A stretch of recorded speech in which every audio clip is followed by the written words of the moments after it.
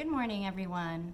Today on Craft Apple, I'm going to talk about how to shop at the craft store without becoming overwhelmed. So I have a bunch of tips for you that you can do. The first one is to become familiar with your craft store. The more that you know the layout of your store and what kind of items are grouped together, the easier it is going to be for you to find the things that you're looking for. Now, I know that if you're a first-time crafter and you've never been in your local craft store before, that's not going to be a thing that is going to be relevant to you that first trip. But the more that you go and the more that you walk through there, the more familiar with it you'll become and the less anxiety you will feel as you search through for your things.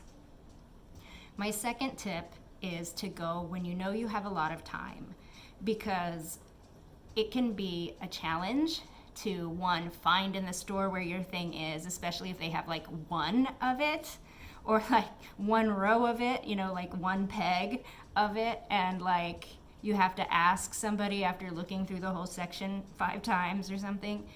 That can take a lot of time to just search through to find things.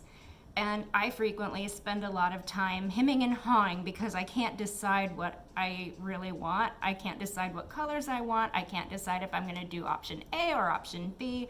I can't decide if this is really the right color. All kinds of things. And so I frequently spend an hour or two looking for like 3 things in the craft store. I'm not kidding. So yeah, go when you have plenty of time, because when you don't have that time, and you have that pressure on you, it just adds to the frustration that you're gonna have of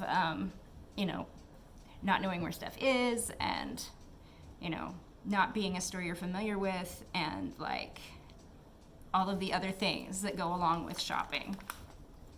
The third thing is to prepare a list. And the more detailed you can make your list, the easier your life is going to be when you get in there. I can't count the number of times when I put like beads on my list and then gone in there and be like, wait, what size bead was it that I needed for this project? And how many of them did I need?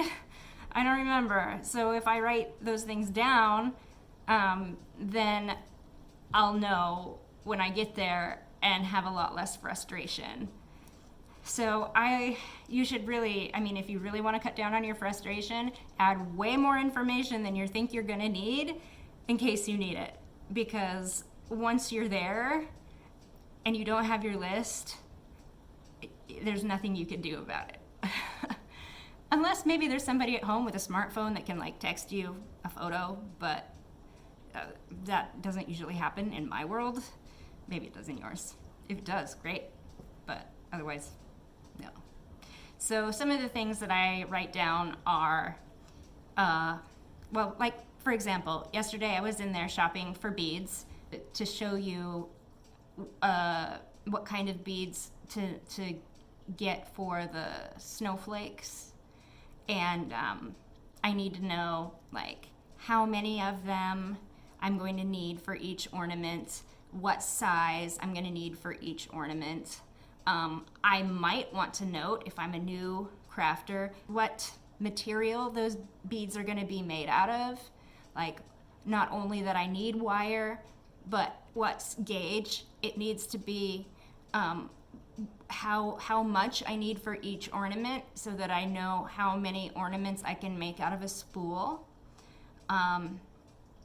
If you know how many beads come in a package, which I usually don't know that off the top of my head when I go in there, but if you know that ahead of time, then you can calculate how many bags you're gonna need of each color or type before you go in there, and that takes a lot of the guesswork out of it. If I'm buying fabric, I need to know, what my pattern is I'm going to be using, what size I'm gonna be wearing in the pattern, how much fabric that takes, how wide that piece of fabric is to be that length, things like that. That, if you don't have the pattern in your hand and you can't look at it, at least you have something written down. So that will cut down on your frustration a lot. Another tip I have for you if you're going to the hardware store or to the craft store is to take a little ruler or tape measure with you. I have a little 6-foot one that fits easily in my purse or in my pocket, and it can be really handy, especially if you're not familiar with the sizes of things or the lengths of things. I'm a very visual person, so like if they say a yard of something and like I need to like visualize it in my head, like to just pull out the tape measure and say, oh, there's 3 feet, okay, yeah. Or to hold up my ruler or my tape measure against the package of beads so that I can tell, what size they are if it's not listed on the package. So those are a few things that really help me when I'm going to the craft store and wanting to not be overwhelmed.